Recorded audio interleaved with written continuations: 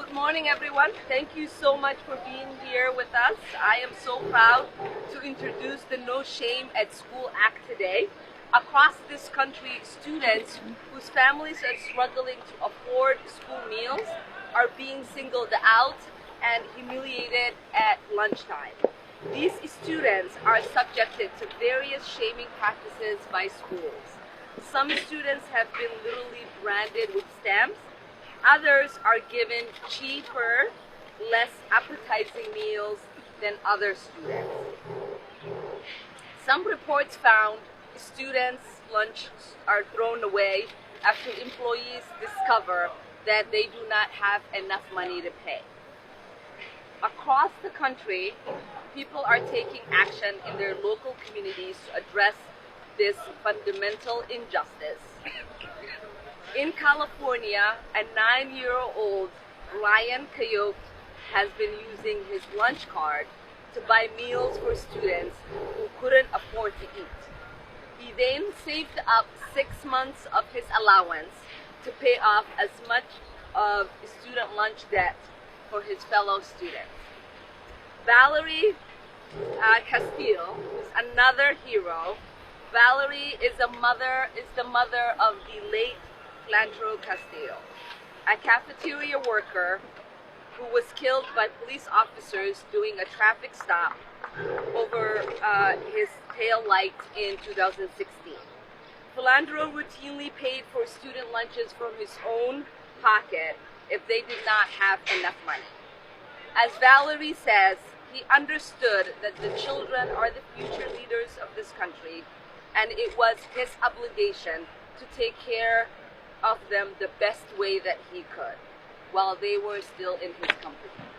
Earlier this year, Valerie Castillo gave Robbinsdale Cooper High School in New Hope, Minnesota $8,000 to settle student lunch debt in honor of her son, giving them the opportunity to focus on their classes and not worry about the burden of their debt. Thank you. But here's the problem. Not all of our communities have value. Hunger and debt are a national problem, and we, as a federal government, have a responsibility to outlaw this practice. So what this bill does is very simple. It prohibits the punishment and shaming of children whose families are unable to pay school meals fees. That includes any kind of overt identification like tokens or wristbands, publishing a list of children who have outstanding debt, or using debt collectors to obtain school meals fees. Additionally, my bill would authorize the federal government to fully fund student school meals debt for up to 90 days. This issue is deeply personal to me. I myself felt the pangs of hunger as a child growing up in a refugee camp. My own experience with help inspired me to combat hunger. First, I worked for years as a nutrition educator to make sure that no one in the richest country in the world went without food because they couldn't afford it. Eventually, this motivated me to run for Congress because tackling hunger in this country requires an action from political leaders. We know that going hungry is not a choice. No child chooses to skip a meal. No parent chooses to go hungry themselves so that their child can have a full belly. And hunger in this country isn't because of the result of scarcity. We are a nation with tremendous wealth. Hunger in this country is the result of policies that keep wages low and funnel wealth to the top. It is the result of a political system that says it is okay to spend money on tax breaks for millionaires and the same companies who tank our economy, but we can't afford to fund meals for our kids in the schools. Just take a look at Trump's budget, which would cut $1.7 billion from the child nutrition program and eliminate food assistance to millions. For many children, school lunch is the only meal they might get for that day.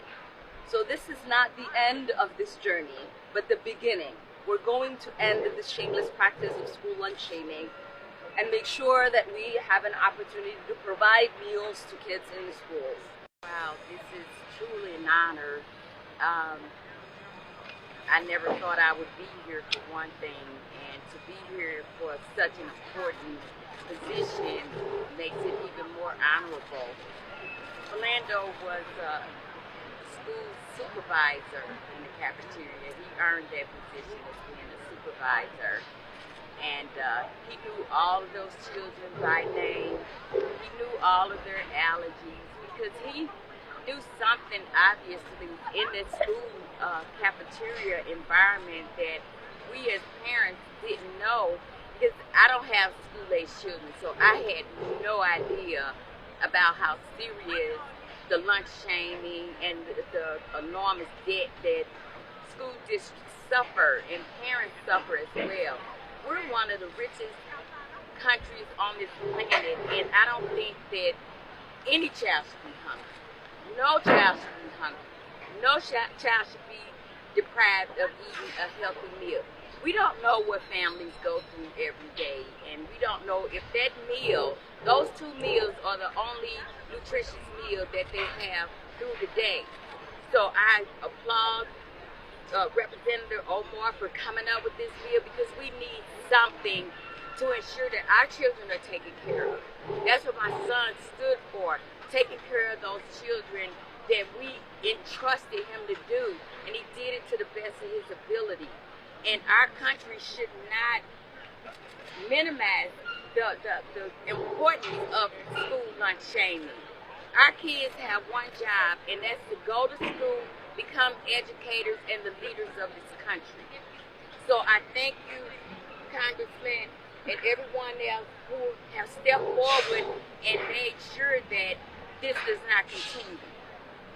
We are a sovereign nation, and we should act like it, and to make sure that our children are taken care of, that is number one. That's number one, because they are the future leaders of the country. We have to take care of our children.